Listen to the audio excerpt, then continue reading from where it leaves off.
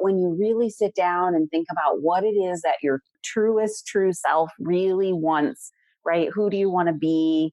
What do you want to do? And what do you want to have? Vision boards help you really prioritize that. Welcome to Spark Joy, the podcast dedicated to celebrating the KonMari method and the transformative power of surrounding yourself with joy and letting go of all the rest. With your hosts and certified KonMari consultants, Kristen Ivy and Karen Sochi.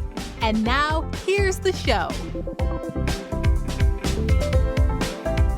Happy New Year, Spark Joy fans. We're back from our mindful break. We are refreshed and ready to bring you the next season of Spark Joy. So let's jump right in. Our first guest of 2020 is Arika Clark Alejo. Arika's on a mission to help people be leaders in their own lives and be happy. So while her official title is founder and CEO of ThriveEpic, she likes to think of herself as a chief happiness officer. She spreads messages that help people thrive through being a life coach and leadership coach, dynamic speaker, and event facilitator. Welcome to Spark Joy, Arika. Oh, thank you for having me. Arika, you specialize in life and leadership coaching, or in other words, helping people be leaders in their own lives. What was your path to leadership and to this role? Yeah. So how I kind of started on this journey is I've been self-employed almost my whole career. So I've owned a couple companies. I've spent the last 20 years as a certified sign language interpreter as well. And as I owned one of these companies and I was an interpreter and just kind of going through life, I found that I was getting burnout and making everyone, including myself, everyone around me miserable and just struggling to kind of just get through every day. Like, it was just like, well, this is normal. This is how life is supposed to be. I'm a mother. And it was just, everybody's like, this is just what it is. And I ended up finding coaching and it changed my life. It helped me understand what it means to be a leader in my own life. And I was like, I have to spread this message to everyone. Everyone needs to know about this, that they don't have to be stuck in status quo. So that's kind of how I landed into coaching and spreading this message. The other part is about leadership. So when we look at leadership, leadership is defined as the action of leading a group of people or an organization. And that's how most people think of it. And while I do end up coaching a lot of leaders in organizations, I help people really shift to see that they are a leader of themselves first. Before we even talk about organizations or people in companies, you're a leader for yourself, right? You had to get yourself out of bed this morning and get yourself to work and decide what you were going to eat, right? You're making all these decisions. Well, it expands into so much more of that. So helping people really step into leadership is really stepping into a lot of self-awareness of how they're showing up for themselves, for others around them, how they're managing stress, and how all this is put together. So then when you're working with, as individuals or leaders in companies, it trickles downwards. But as you're working on yourself, that leadership, it trickles all the way through you and then around to you and your inner circle, your family and your friends as well. So that's kind of why I stepped into this role and what I do and why I love it so much, because it's so impactful for people to step into a space and kind of own who they are. Fantastic. Be your own leader first. I love that. Yes.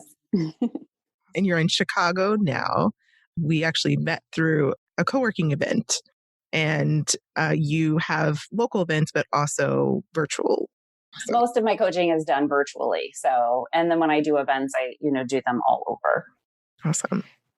And your work is mostly around helping women who are mid-career get unstuck, which is definitely something I think many of our listeners can relate to. I know I certainly can. And the challenges of trying to figure out what to do next or where to go when you know that you need to do something different. One of the things that you specialize in is something that is, of course, very near and dear to us, and that is vision boarding, which is, of course, also the process that we go through in KonMari when you're beginning to contemplate your tidying event. And of course, we discuss vision in greater detail in Spark Joy episode number 5, which was how to visualize your ideal lifestyle and living environment. But we really love to explore a variety of different perspectives on vision boarding. We'd love to hear your thoughts about the vision boarding process and why you feel that having a vision is so important. Vision boards are one of my most favorite things to do with clients. I think that they're really important because several reasons, but one of it is it's visually motivating, right? When I encourage people to put their board up, put it at a place that you can look at it, that you can, even if it's just every day, you're glancing at it for a moment, right? And you can kind of align yourself with like, here's what I'm doing in my life, right? As I'm leading myself in my own life, here's what I'm doing. And this is the reasons I'm doing it. This is what I'm working for. But so much more than that, it's also about putting it out into the universe. You think about like, there's probably goals that you have that you're like, okay, I'm not going to tell anybody, but it's something that I really want or a way of being or something I want to do. And you keep it to yourself, right? It's really hard for things to manifest when you don't put it out there. And I believe there's a lot of power of putting it out there because it helps other people hold you accountable, right? When you say like, man, I really want to take a trip next year, do a big trip, something that's going to recenter me. What's going to happen when you put it out there is people are going to start asking about, hey, did you take that trip? Have you booked it yet? Right? You're going to start seeing things around that align with that. And that is just so powerful. Some of the other things that people don't realize about vision boards is that it really helps you align to your goals. So when you go through the process of putting your board together, and when I do it, I have like a very intentional way that I help people put those boards together. And then it helps them really parse out what some of their goals are. Because on the surface level, when you don't have time to think about it, you're like, okay, well, I know these are my goals.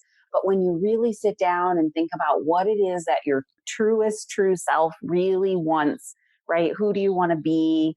What do you want to do? And what do you want to have? Vision boards help you really prioritize that.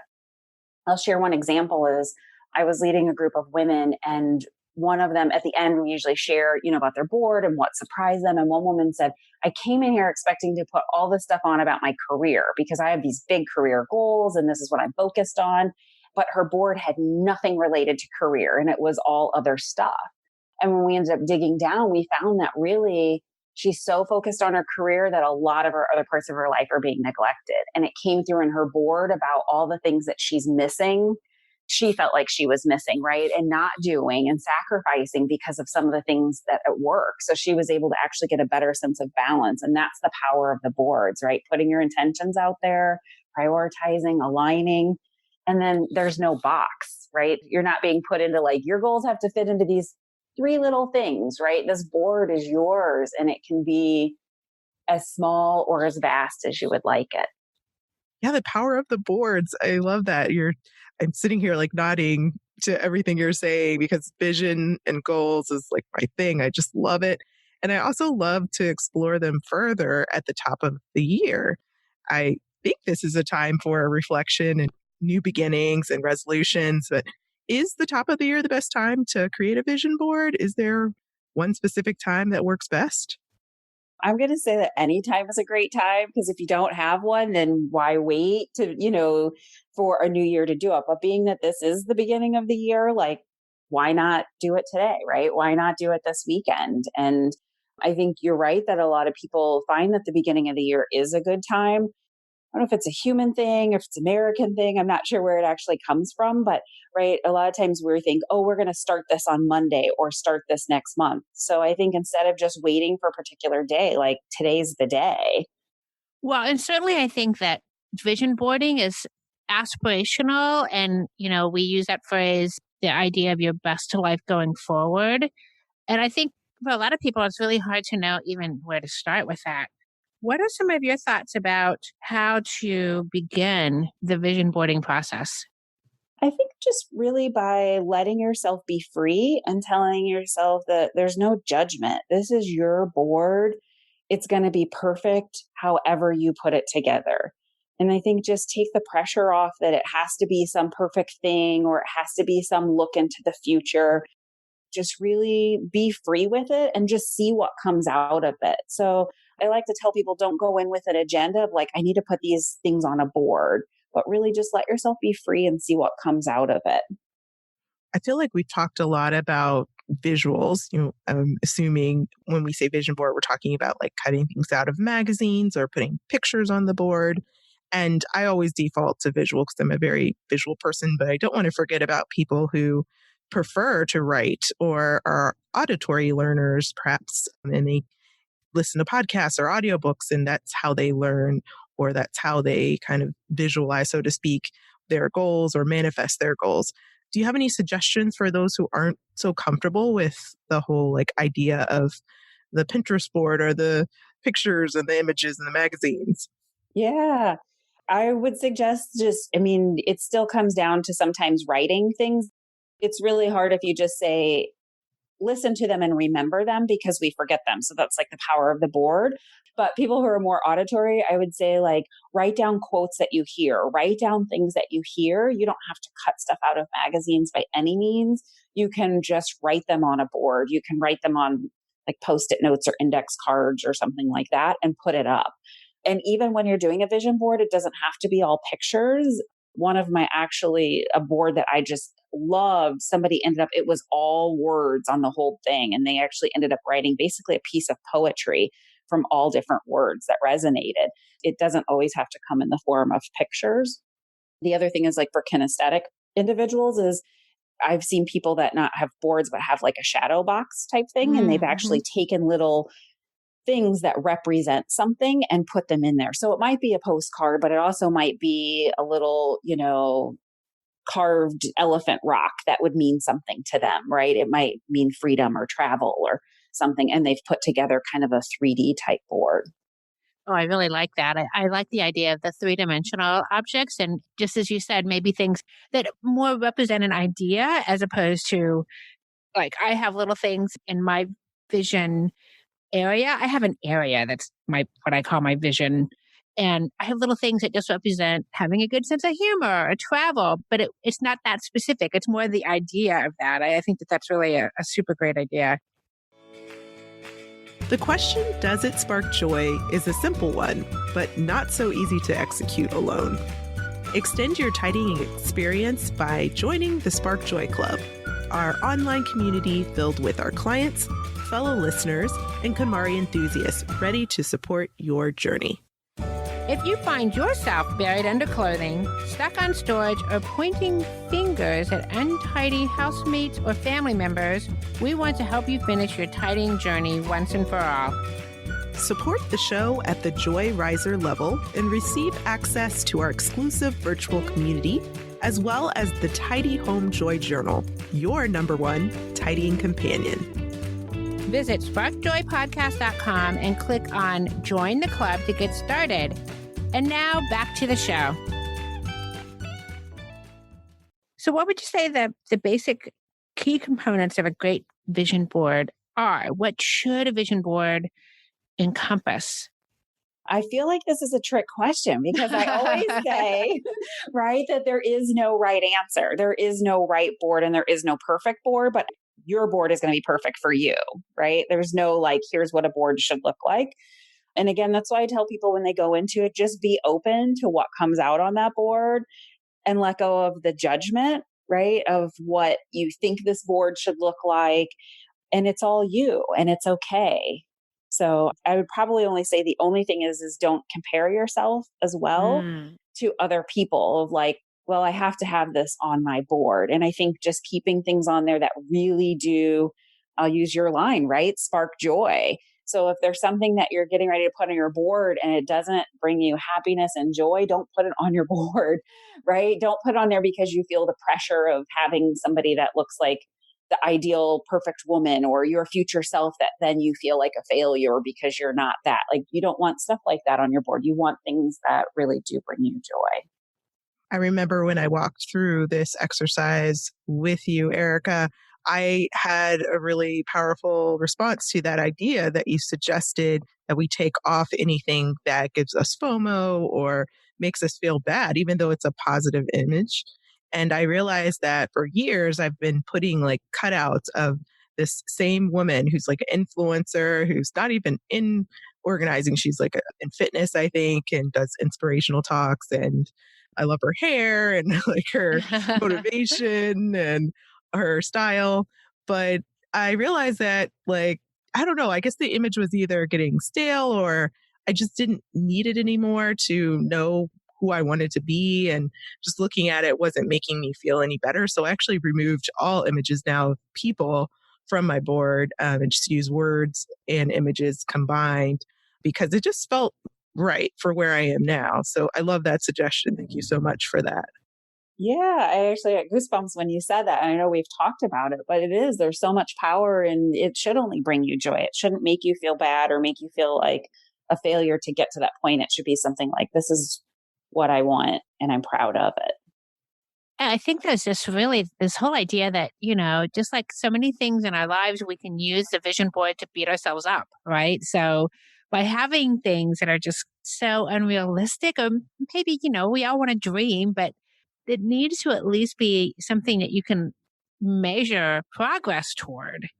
So I could see how, I certainly have, used an ideal of something that, I guess maybe is possible, but maybe not realistic for right now, this minute, is not a good thing. And, you're right. After a while, it's kind of like we talk a lot about our clients who have half their closet full of things that don't fit them anymore and how they use the closet as kind of something that makes them feel bad. And that's really not the idea of a vision board. Right. Exactly.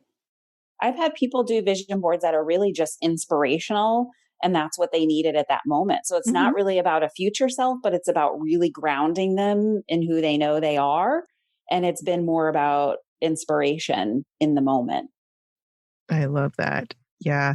I had a client put it so well the other day that she didn't want clothes that were too small because she felt like that she was dressing someone else. She wasn't dressing Wow. herself. Mm. And so I think that applies so much to this idea of being careful about how aspirational we get on these boards, whether it's reasonable, whether it's comfortable, making sure we're not comparing or trying to be someone else rather than speak to our own strengths. Yes, I agree. It's really important, Kristen. You just made me think of a few clients that I've had who had a vision of themselves like, oh, I'm going to wear a Chanel suit every day to work, when that's like the last thing they really wanted to do. But they had this image that this is what they should want. Yeah, And it really becomes interesting to see that evolve over time when people become much more comfortable in their own skin. Like, yeah, maybe I don't want to do that. exactly. I will say that, like in coaching, when we use the boards and we talk about them, we talk about things like that. Like, what does that Chanel actually represent to you?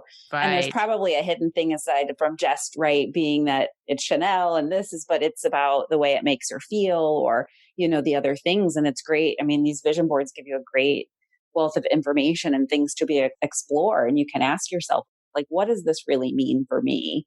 When you're done doing your board, don't do it during the process. Sure. Well, we talked about the aspirational side of things and this idea of vision. So we should probably shift into the execution, which is equally as important, working towards those goals that you mentioned earlier, Erica. And so I'm assuming you probably have some tips for nailing those down. Sometimes we have a strong vision, but sometimes things get off track and we get a bit off the rails. So what happens then? Do you have any tips for staying true to our vision? So I think really, as I mentioned earlier, put your board up somewhere where you can see it and share your board with people. So it can feel very private, like this is your sacred thing, right? Because these are your dreams, your aspirations, the things that you want, right? But share it out with people because people close to you, they're going to hold that space for you and hopefully they're going to help hold you accountable. Be like, hey, how's that going? Right? They're going to ask you questions about the board and then you get to share about it and talk about it. So you get to like relive all of that joy of explaining why things are on there. So that's kind of the initial thing that I always suggest. And then moving from there is looking at your board, every day, like realigning, like this is what I'm working for. This is what I'm doing. This is, what's happening. This is my goals. And it can just be really powerful as opposed to putting it in the back of the closet. And I will say that I have a lot of people that put it in the back of the closet and then they're like, Erica, all this stuff came true.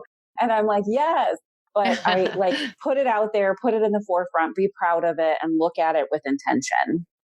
I stuck mine on my mirror. This was the board that we made during your presentation, Erica, Yeah. I have a separate board at home that is like my vision board that I always have in my office. But because this was like a specific exercise, I decided to move that one to my bathroom mirror. It stayed there for about a month or two. And I like the fact that I was forced to see it because I always say if you're wondering when you should change your vision or update it, it's probably when you stop seeing it, right? You stop noticing it, you forget about it, you put it in the back of the closet and you never look at it again, or you walk by it and you're not processing the images anymore. They don't resonate. Right. And you have to ask yourself, why are you not resonating, right? Because you're already like, I got that check. Or maybe they've changed and that's okay, right? You just change your sail and set course, right? Because they're not set in stone and that's okay too. I actually suggest that people do them at least once a year and kind of revisit, see what's happened on their board, look to other things that they can do for a fresh new board. Instead of doing the boards with like a lot of glue sticks and magazines and scissored, all that, I decided to use like a bulletin board style, and that saved Mm-hmm. me so much time. And then every time I would achieve something on the board, I could just swap it out or remove it real time. So I still revisit my vision about every year, usually around this time, but it's just so much easier, more flexible for me. Yeah. It works. I know sometimes when we do them in large groups, it's hard to do bulletin boards for everyone, but Oh, I yeah. know quite a few people who do and love being able to do exactly what you said to swap out some of the things. Well, and along those same lines is this idea that our vision certainly changes over time. And when I think back at what I thought I really wanted for myself 5 or 20 or 10 or 15 years ago, I'm so glad I didn't get some of those things that I thought were going to be so perfect. So it's very true that your vision changes over time. How do you know when it's time to refresh your vision? Not based on the calendar necessarily, but how do you know that the things that you wanted in the past maybe are due for a revision or maybe a complete overhaul? Yeah. I mean, I think just when you're not looking at the board anymore, or when you've realized, man, a lot of that stuff is happening, right? And you're just ready. You're like, okay, what's next? What's the next level? Where am I going? What is the other things that I want? That's always a great time. Or just, picking a time of the year that you do well with sitting in reflection. For some people, that'd be like summer when they're on vacation. For others, that might be like this time of the year, right? You think you have to do what's right for you. But if you stop looking at your board, you have to question why. And if you start accomplishing everything on that board, let's level up. Let's do some more. Definitely. Yay. So inspired. And we should probably mention the scenario. Let's use organizing as an example. So let's say getting organized is on the vision board, maybe some images of a clutter-free space, or just the concept of KonMari, maybe a picture of Marie Kondo. Let's start there. Let's say something goes wrong. We miss the mark. We don't meet the vision. How do we course correct in that moment where we set that goal, but something comes up, either it becomes less of a priority or we stumble or stutter step? How do you recommend that we take the next action? Yeah. Well, the thing that came to mind, I was like, is there really a wrong? Like, is there really maybe it didn't quite come together like you thought, right? You didn't quite get it executed, but I believe in it's about like failing forward, right? So Mhm. it's just about taking steps, right? It's great that you recognized it and you course correct by being like, is this still a priority for me? Right? Is this something I'm still searching for? Or shall I say, being able to do, right? Getting organized. Is that really what I want? Which it probably is, right? And then you have to set up what do I need to do to support me, right? Like what is the tools, the resources, the people, the organizations that I need to support me to help me get to those goals. So I think at any point you have to just reanalyze, figure out the priority. And if it's still there, right, you just set your sail, right? And just go for it. Well, with that, we have to ask what is on your vision board this year, Erica? Yeah. Uh, so my vision board actually has a lot of things about being bold and really stepping in and owning my space to others. So I find it really easy to do for myself in space, but sometimes really just, you know, shining that bright light to others is not always I don't always do it in the way that I really want to. So this year was all about really just stepping into a bigger space and putting myself out there a little bit more. And so I have this pair of lips. They're bright colored, like super bright and super bold. But every time I look at those lips, I was like, that's right, being bold, right? Like I'm doing it. Right. And so my board actually this year lends itself to a lot more motivation in the moment, which is what I was talking about earlier. So as not necessarily like far future aspirational, but to remind me, to ground me in like, yes, this is what I'm doing. I'm living my authentic life as best as I can. Fantastic start. And what is sparking the most joy for you at this very moment? Yeah, I mean, getting to spend time with my family through the holidays is great. I actually have a really wonderful family, so it's been really fun. And then getting ready to prepare for my big summit that I have coming up here. So I don't know, I'm just super excited to be able to change more people's lives. And through this summit, it's going to happen. So for me, that's a lot of joy. What parting words of wisdom do you have for our listeners? I would say be proud of who you are and your dreams that you have, and nothing's really too big, and that your vision board is going to be perfect for you. It's not anybody else's board but yours. I love that. What a great way to end it. Thank you for joining us, Arika, on this first episode of Spark Joy for 2020. Yeah, thank you for having me. I feel like we could talk about vision boards all night. They're one of my most favorite things. Well, you've come to the right place because we love talking about them as well. But we've got to get to doing them. I've been super inspired, and I'm going to go back to my board and see what I can tweak now that I've heard your perspective. So thank you so much for sharing. And now it's time to take action. Yes, let's do it. To connect with Arika, visit ThriveEpic.com. Don't forget to sign up for Arika's free online Intentional Empowerment Summit, January 31st through February the 2nd. See the link in our show notes for more information. Exclusively for Spark Joy listeners, Arika is also offering $100 off of her 2020 retreat that will be announced very soon. Head over to our show notes for details or contact Arika at Arika, that's Arika, at ThriveEpic.com and mention Spark Joy. And now it is time for us all to take action. So we would love to see your very own vision boards. Please feel free to share them with us on the Spark Joy Podcast Instagram or our Facebook page. We'd love to see what you're putting together for the new year. So now we want to hear from you. Tell us your burning tidying questions or share stories about how KonMari has impacted your life. Head over to Apple Podcasts to subscribe and review the show, which helps us reach others along their tidying journeys. To extend your tidying experience, you can join the Spark Joy Club. Visit sparkjoypodcast.com and click Join the Club to become a member of the Spark Joy community, or join us on Facebook, Instagram, and Twitter. Thanks for tuning in, and we hope your day sparks joy.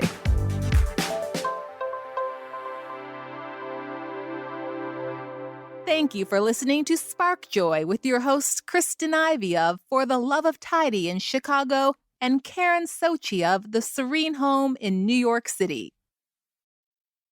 Spark Joy, the podcast, is not endorsed by or affiliated with KonMari Media, Inc. The opinions expressed on this episode represent the views of the co-hosts and guests alone and do not represent the corporate position of KonMari Media, Inc. or the KonMari consultant community.